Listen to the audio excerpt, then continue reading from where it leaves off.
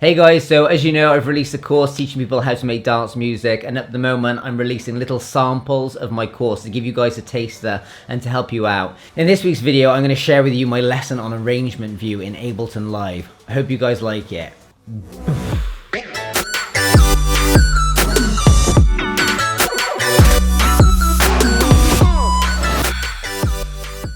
Okay guys, so now you know the difference between audio clips and MIDI clips. I'm going to go into a little bit more detail about exactly how Live works in essence and how you go about making up a symphony of different tracks to make the music you want to make.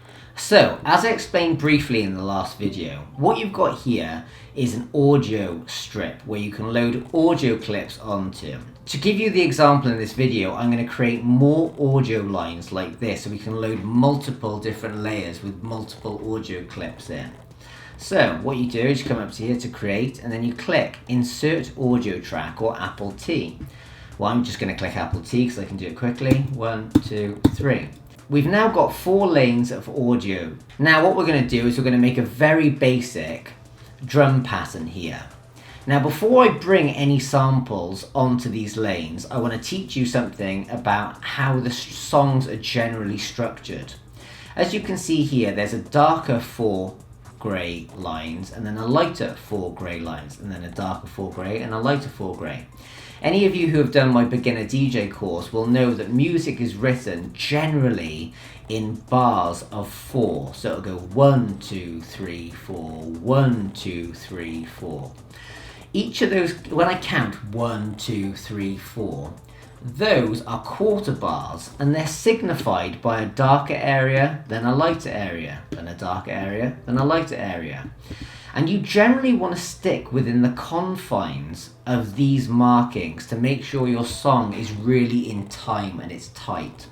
To give you an example of this, there's a thing called a metronome which you can click on up here. You can see I've already turned it on. If you turn it on and you click your line there, you'll see it glows orange. If you then click play or spacebar, it will start playing and that line will move along with a metronome that'll go doop, doop, doop, doop, doop, doop, doop, doop. And what you'll notice is it makes the tick noise every time it crosses one of these lines. So watch. And that's showing you that that is the space and that is the speed of the song that's playing.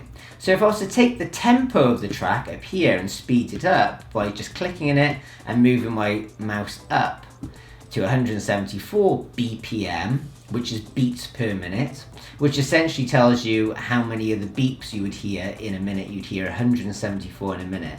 You'll notice it's going to sound a lot faster now. And if I slow it all the way down to like 40, you'll notice it's a lot slower. Okay, so that's why you want to stick within the confines of this timing. So let's go back to it. If we go and get a kick, I'm going to move this back up to 120. Actually, I'll move it to 128, which is typically the speed of most dance tracks. Most of like Calvin Harris's songs will be written at 128 beats per minute. You can come to drums up here and you'll click on drum hits and click down and you'll see there's kicks. So you'll click in there and a kick you will hear are these. As you cycle through them, you'll hear them make the sound of the kick or they'll play the audio clip. But I like this one here, so let's drag it on into the first lane. So we've got that sound. I'm going to take the metronome off by clicking that there. And what we're going to do is we're going to drag this clip out. So what you can do is you can either click on the audio clip, click Alt on your keyboard and drag it out to here like this. And then click Alt and drag it out to here. So that's one way to duplicate it. However, when you're making dance music, you're going to find yourself duplicating a lot. Just because once you've got a drum pattern in, you'll probably just duplicate it out throughout most of the song. Here's how you duplicate. You can either click a clip, click Apple D, which will duplicate it. But what you'll notice is it's not in time with the quarter bars. So if we were to play with the metronome, it would sound terrible. doesn't work.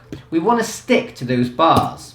So what you do is you draw over the clip in the area where you'd want to duplicate it, and you click Apple D, D, D, and it'll duplicate it out. In the same way, if I want to duplicate that again now, I can select all of it, and I can click Apple D, and it'll duplicate it out. And the same thing can carry on going. I've got this section looped. Remember how we did that before? You select the area and then you click Apple L.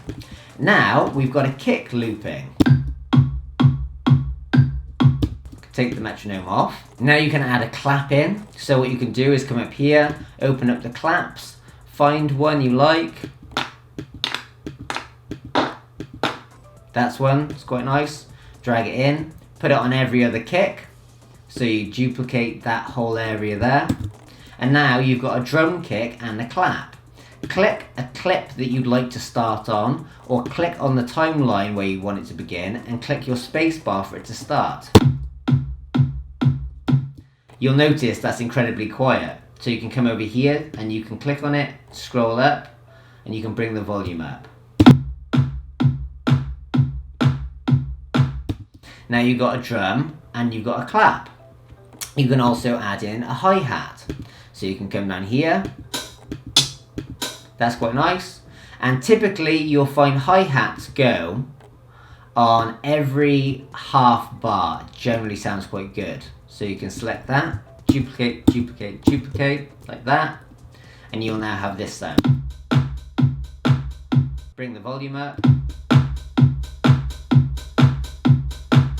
So you can see how you can quickly begin to build up the essence of a track. You can also take this further now and add in a MIDI track if you wanted to. So you can come up to here, create, insert MIDI track, which is Shift Apple T. Shift Apple T will bring in a MIDI track. You can then bring in a MIDI clip, which is Apple Shift M, like that. You would then go to any kind of synthesizer or anything you want. So you can go to instruments here. You can go to instrument rack, piano and keys. Click one of these. Go to grand piano. Drop the sound on like this. So you've now got the piano sound loaded on there. You can then just draw in whatever chord you want. Remember to click that so it turns it on. Let's bring this in. Let's bring the volume up here so you can hear it. Let's just duplicate that. Duplicate, duplicate, duplicate. Sounds terrible, I know, but I just want to show you that you can bring in audio clips and MIDI clips and you begin to build up the essence of a track. So there we go, guys. I hope you liked the lesson. If you did, make sure you go and check out the rest of the course at beginnerabletonlessons.com. If you liked the video, please like, comment, subscribe, all the usual stuff, and I'll see you guys next week. Ciao.